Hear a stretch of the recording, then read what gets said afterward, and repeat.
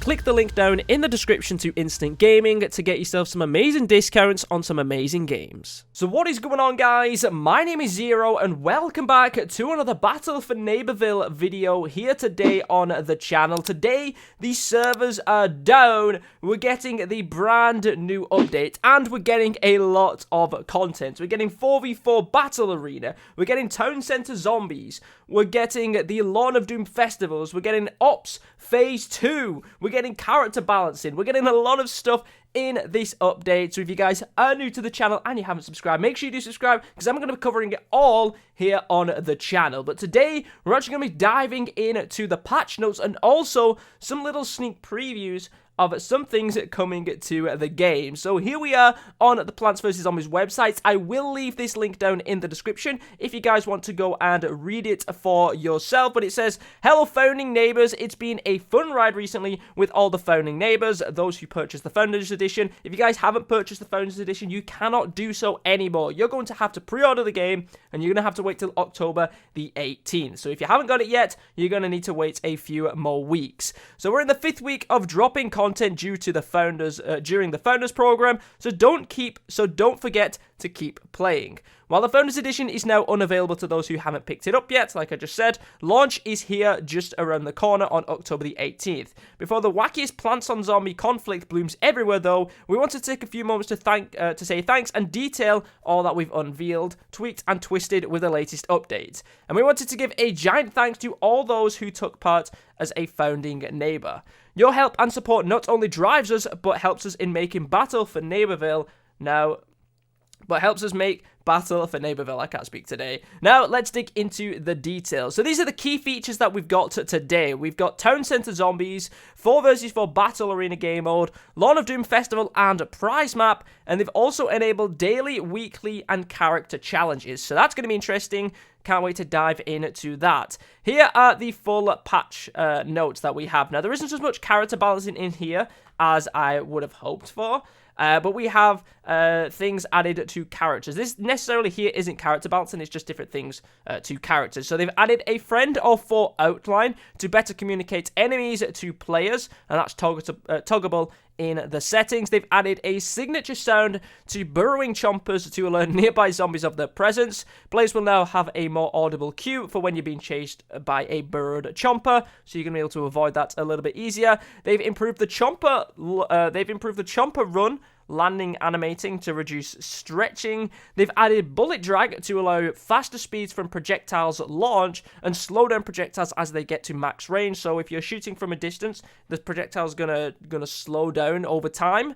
They've improved the sprinting audio to amplify footsteps, added audio to Sonic Swarm when tracking towards characters, fixed some characters having invisible weapons, fixed missing impact audio sounds for several weapons and abilities, fixed missing hit escalation sounds when shooting with Rose or Space Cadet, fixed double go-to-fire abilities being present when using go-to-fire with Rose, created a visual effect to highlight Sunflower, Pea Shooter when in more powerful rooted state so they can't hide in the shadows, and they've added a setting to tune Cactus Deadbeard's aim down sight scope sensitivity.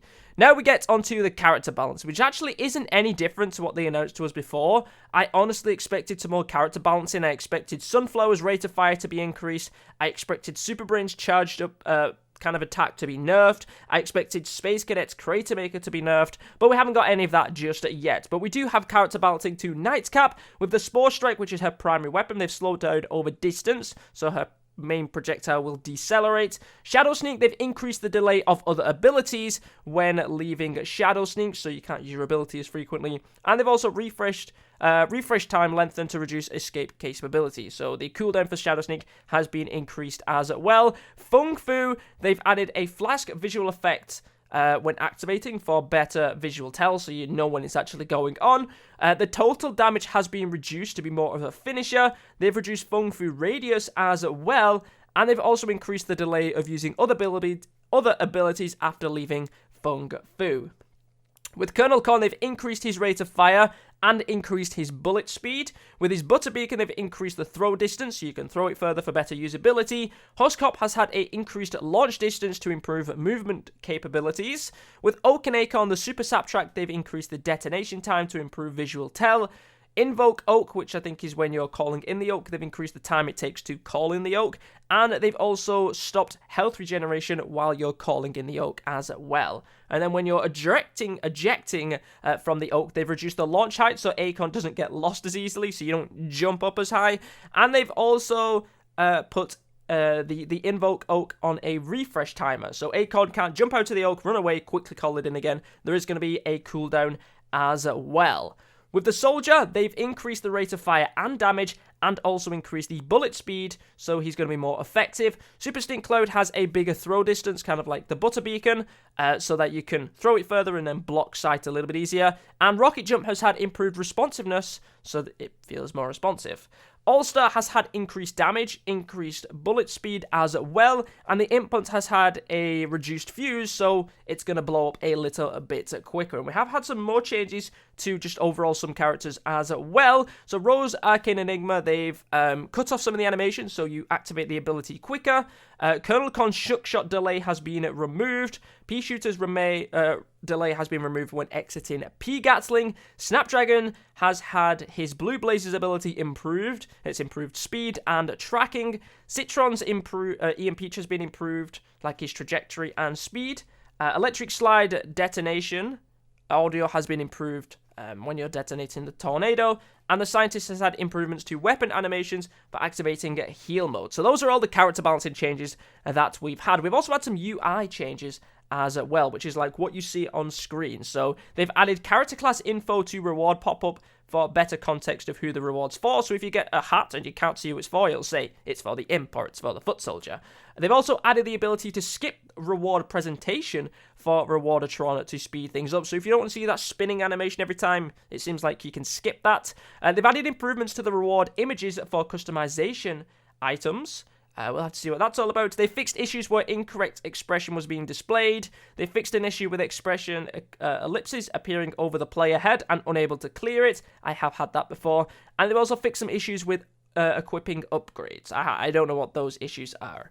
We've also had some changes to modes as well. They've improved the audio awareness when objectives being captured in Gnome Bomb or Suburbanation. They've increased the multiplayer mode coin rate, so they're going to be more in line with free roam rates and ops.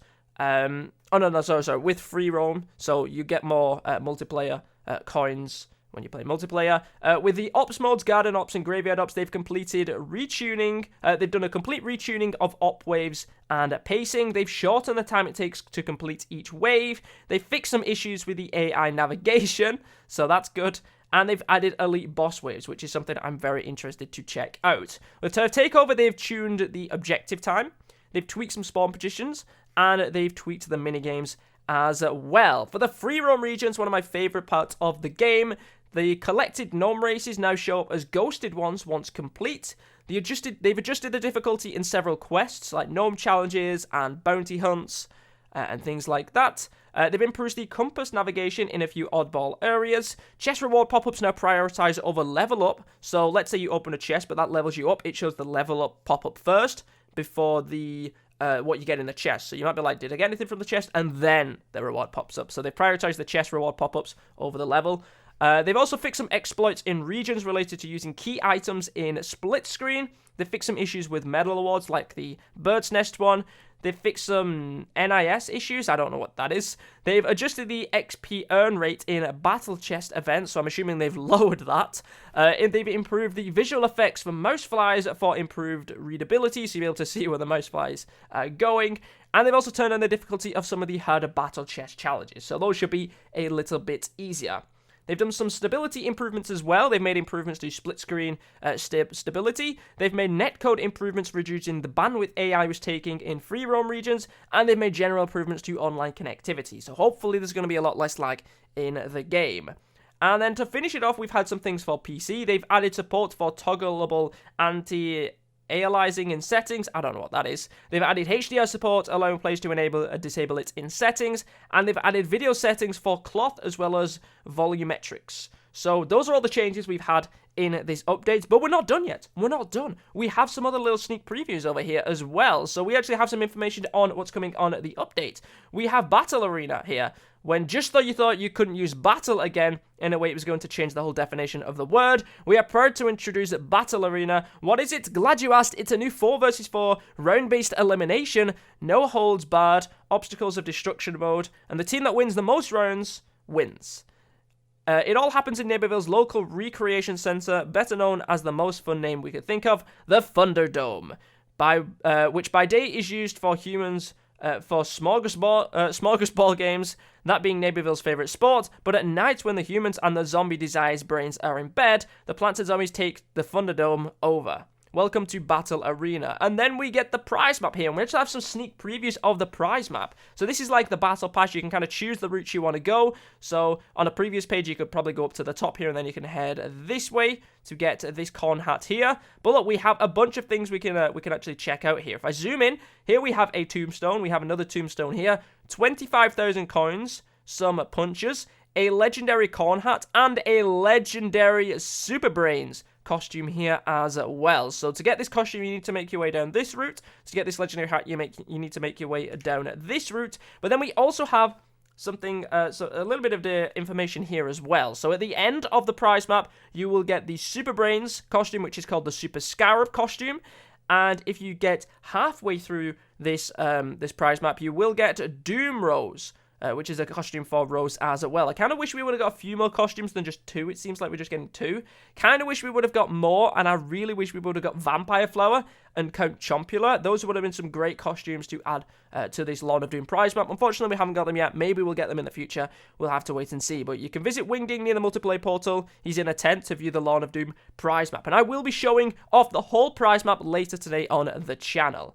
Then we have the free roam regions. They've added the town center zombies, and then this is the deluxe edition stuff.